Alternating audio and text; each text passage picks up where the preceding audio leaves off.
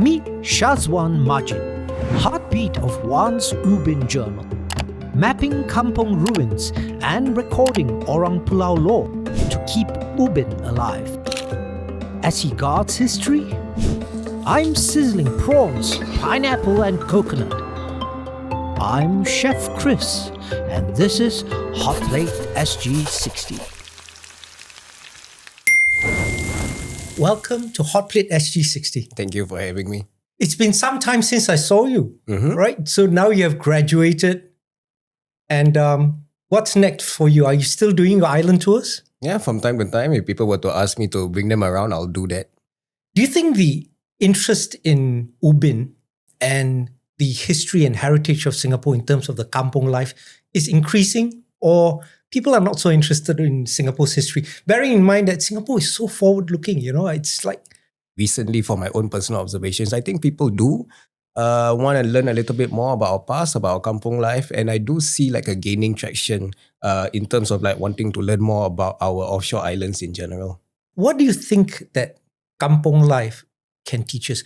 I think from what I've learned from my research over the past 7 years doing all this, just talking to my mom, talking to the other residents as well, one thing I've learned is that when you live in a kampong, life is just simpler, life is just happier.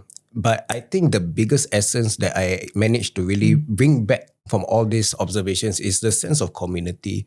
And I think that is something that we can always exemplify here in Singapore as well. Like that sense of community, that sense of being together. I think that is something that is very special about our kampongs. Because I think by right, yes, physical space, physical, areas of our kampongs, we don't have it now. But the spirit of the kampong, of being together as one people, I think that is the essence of what kampong life is. HDB is basically built like a kampong in the sense that the proximity of the people. There are a lot of people living in one very small area, which by definition should be like a kampong. But I personally, and this is my own opinion, we don't get that true kampong connection and community. I mean, people living in HDB are just people living in close proximity. I may be wrong, but do you think this is the case, or do you think that the HDB is the new kampong? I mean, yes, in terms of geography, proximity, you're right. We do stay close to each other, even closer than when we were in the kampongs. But I think in terms of that connection, that social connection, I think it's up to debate. I'm pretty sure there are those HDB flats where you do have neighbors who are very neighborly. They know each other from one floor to the other. But for example, in my own flat, I don't really see that much interaction between the neighbors as well. So we just learn to exist. We just know that, he stays in this floor.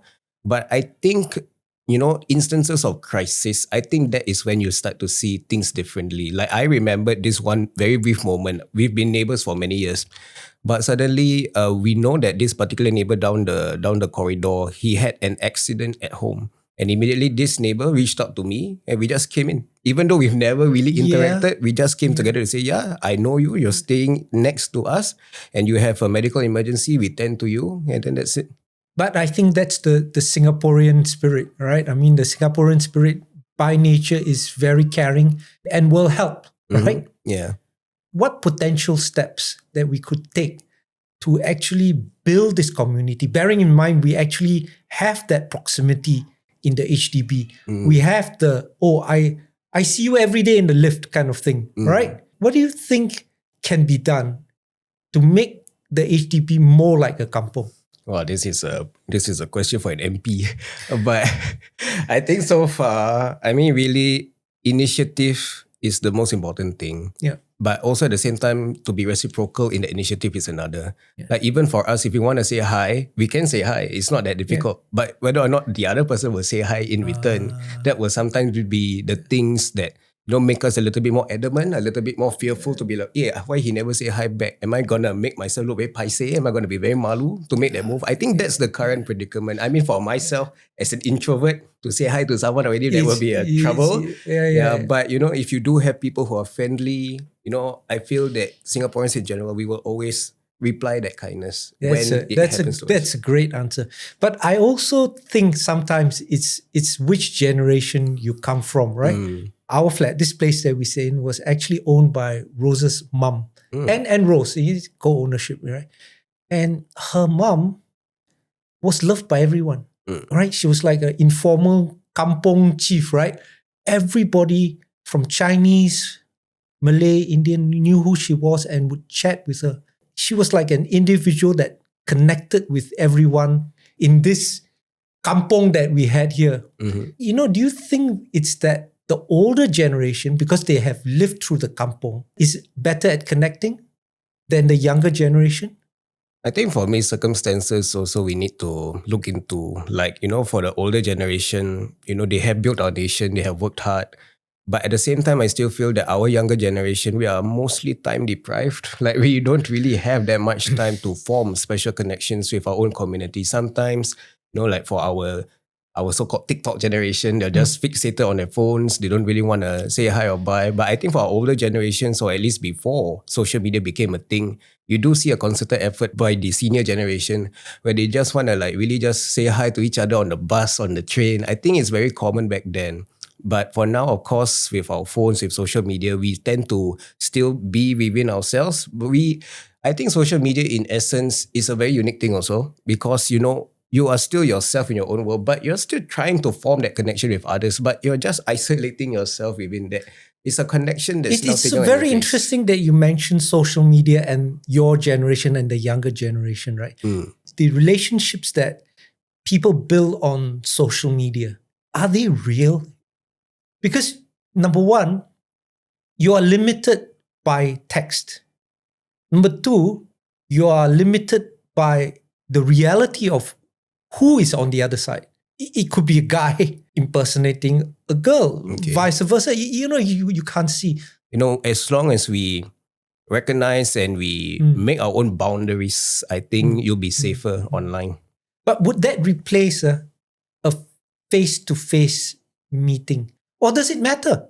Maybe it doesn't matter we have evolved to a point where the face-to-face is no longer important. No, I don't think face-to-face no longer important is a thing. I think it's still very important because having this interaction, even like you and me having this chat is a very important thing, because you and I could just interact on social media and we can just be kept up to date with each other's lives. But now that we're really seated face-to-face in front of each other, having this special connection. Just treat this as me and you having a kopi and talking about serious things. So almost like your typical uncles in the kopitiam already lah. There's Absolutely. no difference in that. The uncles in the kopitiam, they talk about very serious issues over coffee, right? That's correct. So at the same time, the example of the uncles chilling in the kopitiam, it could have been also a reflection of their past when they were younger and chilling with each other as friends. Actually, what I observe is that the kampong is still here.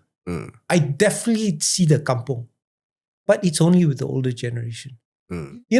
This Ubin tour that I went on with you, and it was an amazing tour, really opened my eyes to how much people who have not been on a tour but just go there and cycle don't see the kampong houses that you showed me. I think you told me that to build the kampong house required the expertise of the different ethnicities that live there.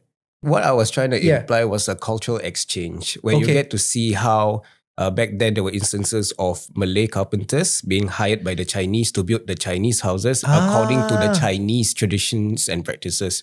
So as for Chinese kampong houses, they are built symmetrically. This is because this is built in accordance with Feng Shui. So for some of the records that have been shared with me before, they have shown that sometimes they will just hire a Malay to build it in accordance to how the Chinese would build their houses. And there were also instances, if I remember correctly as well, where Chinese carpenters were hired by the Malays to build in accordance to Malay practices. So in terms of this is more or less a sense of cross-cultural respect and understanding of each other's ways of building the house. Now, you also showed me a cemetery where we went up to. Could you tell me why this cemetery is so important to you? Because I believe one of your ancestors is buried there. Yeah, so one of my uncles actually passed away when he was around 4 or 5 years old. So he was buried up there in the Kampong Melayu Muslim cemetery. So I think it's a unique space simply because for the Malay Orang Pulau community on Pulau Ubin, when they pass away, usually most of the time they will be buried together collectively in that communal burial ground. But there are also instances where certain family members, they can also bury within their own plots because they have the rights to the land, and so they'll just bury them. Sometimes it's even just a stone's throw away from their own kampong houses. It could just be behind their kitchen, and they will just bury their loved one there. So this cemetery is a significant cemetery, or is that the only cemetery for Muslims? In terms of Pulau Ubin, yes. In terms of like a communal burial ground, the one that I brought you to, that was one of it. The other one was actually located behind the mosque. Okay. So in terms of like the main burial grounds, I would say that the one uphill that I brought you to, and the other one which is right behind the mosque. And the mosque is no longer there, right? Nope. What happened to the mosque? So this is still a research I'm still trying to do to actually gather the correct information, because some residents, they share different views about it.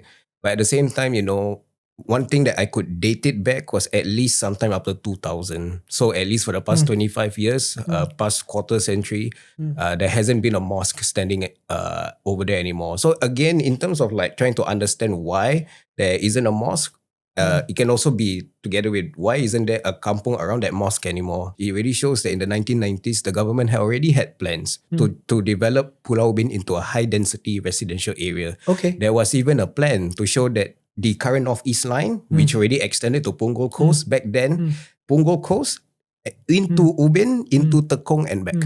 So it already shows that even the 1990s, back then in the Singapore Concept Plan of 1991, they already wanted to show that in the efforts to prepare for a 7.5 million Singapore population, they will transform Pulau Ubin and Tekong to fit the needs of the new population. Okay. Yes. Why is that? Is it because these two islands have more or less some infrastructure or history of being populated?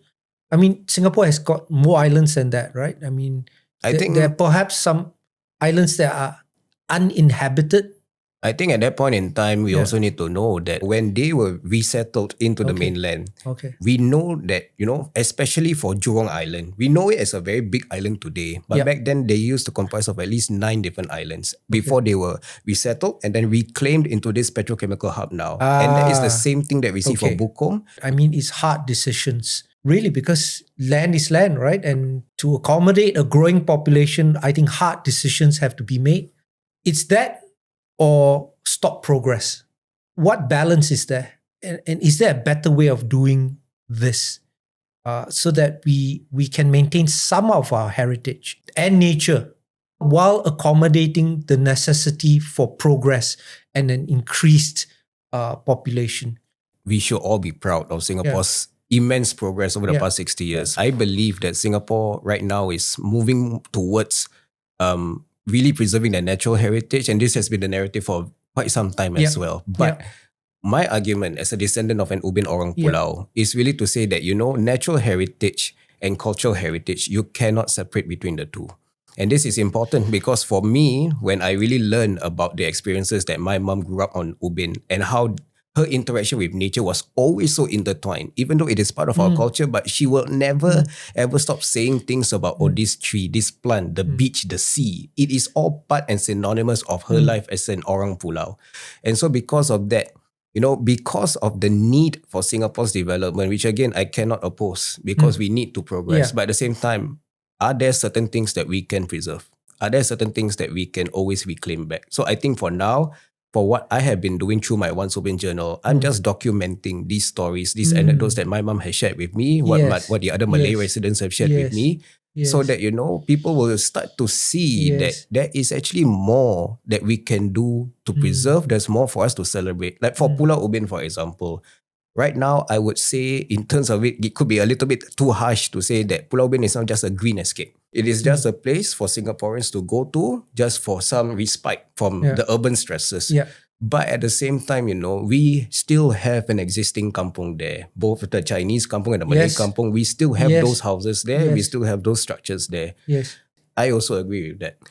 we've always been within green spaces. Yes. We've always depended on green Yes. spaces. Yes. So moving forward, I feel that it will be best for us to change this narrative of this, just leave nature alone. Don't do anything to nature, leave it untouched. But the truth is, for us as Orang Yes. Pulau, or rather as what the Orang Pulau community has shown over and over again, Yes. you are always with nature. You cannot leave it Yes. untouched because we need nature and nature needs Yes. us. So Singapore is a green city, but a lot of the green that you see is curated. So I do see that the Orang Pulau, the heritage of the Kampong, they're all part and parcel of preserving the heritage of Singapore. Yeah. You've been doing this, you've been advocating for this for 7 years now. Do you feel any fatigue from doing this? I mean, from time to time, sometimes I will come across some burnouts, and I think it's natural. The contents, the planning of the content, the illustrations, the sketches, the stories, the way I write everything out, to be very honest, is really just myself throughout all these 7 years. And I feel that, it can feel like as though I will reach a certain plateau. It can feel as though I will reach a certain wall. But from time to time again, I will ask myself, why am I in this in the first place? And I still remember this brief interaction that I had with an Orang Pulau from Ubin. She just passed on a few months ago, but I still remember this interaction I had with her. I think it was in 2019. When I went to her and I just chatted with her, just wanted to check in on her, just wanted to ask some stories, just typical kepo things. Yeah. The phrase that she said next will always be etched in my mind. She said, "One, thank you so much. Because of what you do, we don't feel forgotten." And somehow, I don't know why, there is such an important, such a moving thing that will keep me grounded in what I do. And I think even recently as well, I received this heartwarming email as well that I did not expect. The first thing that she said was she was in tears reading my posts. She was trying to share a little bit more about her regrets of not wanting to learn about her heritage when her grandfather was still alive. But for me, that's still different because for myself, I never met my grandparents. I never got the chance to meet. So I'm blessed to still have my mom who grew up in a kampong. But again, when she shared her email, she expressed her regret. And yet, when she read my posts about wanting to find inspiration, wanting to feel proud about your own Malay identity, not just Orang Pulau, but even Malay in general, she felt as though, there was something that she lost over the years. But when she saw my post, she said herself that she broke down into tears because she wanted to reclaim a part of her life which she didn't know she lost. And so with those kind of emails, those kind of statements from the community and those not from the community, it really makes me feel as though, I might actually be doing important work. I might be doing work that's really going to touch people's lives that can make a difference for the community and even for Singapore. But that's just being over ambitious. But at the same time, with these statements being shared with me, it reminds me of the fact that yes, as a descendant of an Ubin Orang Pulau, I feel that there is this social responsibility within myself to make sure that the stories of my people, the stories of my community are heard, to make sure that, for Pulau Ubin, people don't keep on just assuming it's a place for you to just ride bicycles, take photos of monkeys and that's it. There is more ghost to that. hunting. Or ghost hunting. But again, everybody has their own hobbies and stuff. But at the same time, we also want to invite them to see that there is still a home there. And even for the former residents who are already out of the island, they will still consider Pulau Ubin their home. And I think, again, it goes to show this special connection that the people have to the land that I think is hard for us to see, especially for our younger generation now. Like, how can a place be so special? But when I really listen to the stories of the people there, how much they open up and share all their fondest memories of the funniest, wittiest things, you can really see that sense of sincerity, that sense of love, that sense of passion they have for their land and their pride of their identity. And I, as a descendant who never grew up on the island, I want to make sure that I can do justice to them based on the hospitality and kindness that they have showed to me. Because again, once Ubin Journal first started as a blog, I was just curious. I wanted to learn more about my grandparents because every time I talked to my mom, when I asked her about my grandparents, she will always begin the story as back on Pulau Ubin. And because of that, over the years throughout my childhood, until I was an adult in NS, That was when I went on my own personal mission to actually find where is this back on Pulau Ubin? Where is that place in Pulau Ubin where all of this began? So that's when in 2018, when I was in NS, that's when I went on this mission together with some of my colleagues to go and trek through the forest of Ubin. And that was where... To find your house, right? Correct. And that was, you showed me, was near a river there, right? There was a river there. So that river was known as Sungai Awang Minyak. And Awang Minyak is the name of my grandfather. So again, this kind of things is only local knowledge. Because if I were to just blatantly go around and say, hey, this is my grandfather's river, people will say you're making things up. But the truth is, ask any of the locals there and they will tell you that this is actually your grandfather's river. So because of that, it's so unique to me. It's so special to me to even fathom the idea, hey, there's a river named after my grandfather. Like, how cool is that?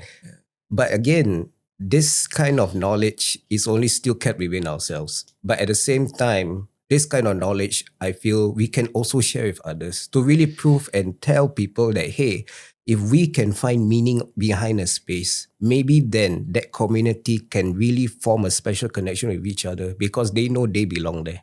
So, is there a informal Orang Pulau community? Like, do you keep in touch? I think in terms, going back to social media, like for my mom, when I helped her to create a Facebook account for her, strangely enough, there was already a Facebook group of the former residents of the Malay Kampung of Pulau Ubin. So immediately I was like, okay, time to reconnect. But people were already suspicious. They were trying to ask, like, who is this person? Because if I'm not mistaken, for my mom, she actually has a Kampong name. People will only know her by that name. So it's not her government name. So when I first introduced myself by my mom's name as the government name, people don't know. But as soon as I said her Kampong name, there's only one person of that name in this Kampong. Wow. So the vetting is really strict on that. Strict. It's not like, Facebook, right? I just keep join and just like, okay, so this, come in. So this comes back to the idea of the boundaries. So the community is so strong. I mean, and they are utilizing technology social media. So keep in mind, maintain that. There are 60s to 70-year-olds who are using Facebook to connect with each other. So again, I mean, social media, this is still a form of connection to them, especially when they have already moved out from Pulau Ubin. What I know back then when I was young, when I was in primary school, the way they reconnect were only through two events, weddings or funerals. Okay. So when I was in primary school, I always remembered getting all these random wedding invites. Like, why are there so many weddings to attend every other weekend? And my mom's reply was, oh, these are all Kampong people. These are all the islanders. And so because of that, wow, that's kind of cool. I guess on Ubin, the two biggest ethnic groups were the Chinese and the Malays. Obviously, the Malays, I think the Indonesians being the majority and the Chinese being the minority. Surprisingly, the Malays were actually the minority. Wow. Yes. So do you know anything about the Chinese Orang Pulau? For want of a better word, I mean. I think for myself, knowing that my own social cultural identity is of a Malay. Yeah. I think again, based on my own personal mission as well, when I look back into the academic literature of Pulau Ubin, from time to time again, and I speak this with full respect. Yeah. There has always been many documentation on the Chinese community on Pulau Ubin, but there has been very, very little that has talked about the Malay perspective. So I think for myself, again, and I speak this with full respect and cultural sensitivity, when I do my work as an Orang Pulau, I do tend to focus more on the Malay community because I belong to this community. I would say our end goal for the younger generation, if we can all come out, we can all contribute, we can all offer this sense of hope for the communities to make sure that they feel a sense of belonging so that even in Singapore today, they can feel that sense of pride to be called a Singaporean. Yes. Is this Ubin in the old days? What is this? Yeah, so this photo is actually of my mom with my two brothers, my two elder brothers right behind and right beside. And right behind is also my cousin.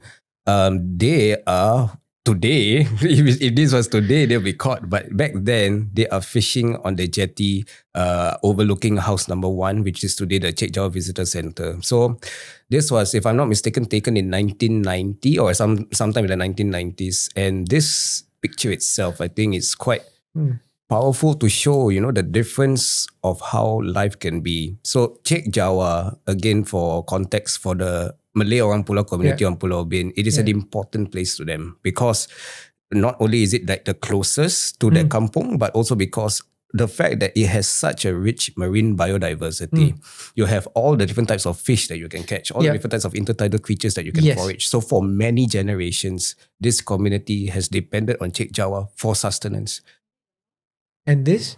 So this is the current project that I'm spearheading. Hopefully, it will come into fruition very soon. This is known as the Ubin, which is the working title that we have. It is basically a kampong house restoration project that I'm working together with a team of volunteer architects and researchers. It aims to serve 3 particular community aspirations. The first one is a community gallery, so that people are able to really, visitors are really just able to come down and they learn a little bit more about the Ubin Orang Pulau community. The second one is a seminar room. So again, we need to understand that educators, Pulau Ubin serve as a very good platform for them to actually teach about our natural heritage. And the third one is actually a Muslim prayer space, because the mosque was demolished in the 2000s. So we want to make sure that there's a space for them. So Ubin in general, the vision for it is simple: to revive a sense of social life back in the Malay Kampung. And this? And this is the most important picture in my family's history, because it's the only, to the best of my knowledge as well, the only documented photo of my grandparents' kampong house. Wow. Sometimes a very typical, or rather, a very typical example of a Malay kampong house is that it will always be raised on stilts. In terms of the socio-cultural elements, the influences, the behavior of like your etiquette, so to speak, I think it applies whether or not your house is above the ground or really on stilts. Would there still be craftsmen being able to build such a house from scratch? I'm just curious. I think even for me, I had to ask this question just a few days ago, because personally for myself, I was doing a digital illustration of how my grandparents' house used to look like. So I wanted to be an architect for the day. So I actually drew the different elevation shots of the house to the best of my knowledge using just PowerPoint. But from there, I suddenly felt this realization that all these things that I'm trying to imitate through PowerPoint was actually handcrafted by my grandfather himself. And I told myself, how is it possible that my grandfather had the skills and knowledge to build an entire house from scratch? Of course, with the help of the Kampong people. But in terms of the design, I would say that he was still the master architect. He knew how to build. And I asked my mom, like, how would he be able to know? It's like, it's already in his blood. He learned it from his father, and his father learned from his. And because of that, again, this is a sense of indigenous knowledge of architecture that has been passed down, but unfortunately died off. For most of these houses, or rather for the Malay Kampung houses, they are built in a way that requires no nails. No nails, Everything is pieced together and it's sturdy and strong. All right. One, I hope you are hungry. So we're going to the kitchen. We're going to be cooking something. One, I'm going to be cooking 2 things for you. This is called Udang Masak Nenas Lemak. Okay, let's start. Coconut oil. Now, add in some rempah. Inside the rempah, we have red chili, dried chili, shallots, galangal, and Serai. Betul. And some kunyit and garlic. Okay. The rempah is ready. Okay, I'm going to add in some onions, asam glugo, nenas. Do you cook a lot at home? Yeah. Any special recipes? I think it's just Malay food. Very typical rendang, beef rendang. My mom will still make her ayam masak merah. Okay. Kuah satay. Okay. Ketupat, we will both weave our ketupats and boil it. Okay. Is there any specific recipe that comes only from the Orang Pulau that you have learned? If it's a specific family recipe, then my grandmother is renowned for her borin masak rendang.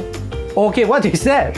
So borin is apparently the headed carpet anemone, and it was very abundant in Chek Jawa at the time. So my mom used to share how she would always want to forage for the carpet anemone, and sometimes they can go to quite a big size. It can even be as big as this walk. Sometimes you have to find it.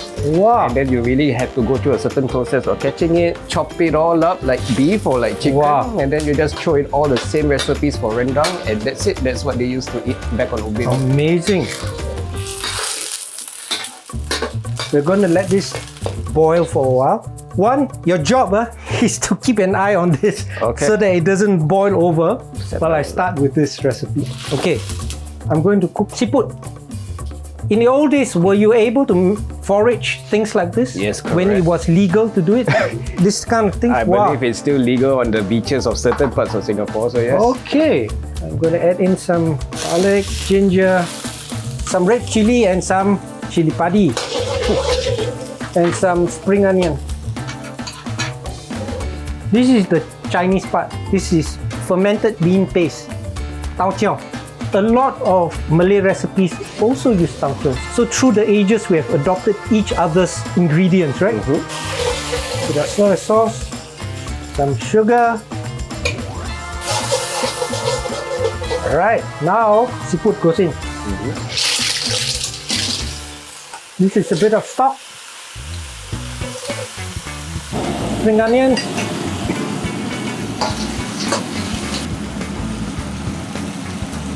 Nice. Done. One. Done. Nice. You've done a good job there, I can see. Can you see the oil separated? Yeah. You call this what? Pecah minyak. Fantastic. You are a chef. Now, santan. Okay, star of the show. Udang goes in. So this is the santan pekat. Okay. Just now that one is the cair one. Okay, we're done. Grab a spoon. Nice. The tanginess is there. Yeah, I really like this.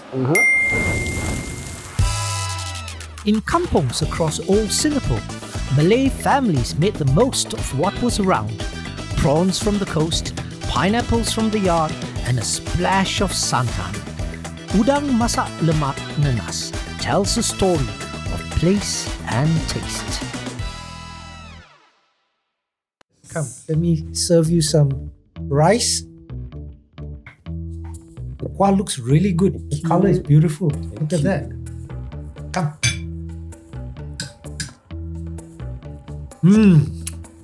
Very nice. The sweetness and tanginess is really because of the pineapple, or? Yeah, we use the pineapple that's half setengah matang. Yeah. Okay. Then it provides its own form of sourness, which is more aromatic. So this is gulai udang masak lemak. Yeah.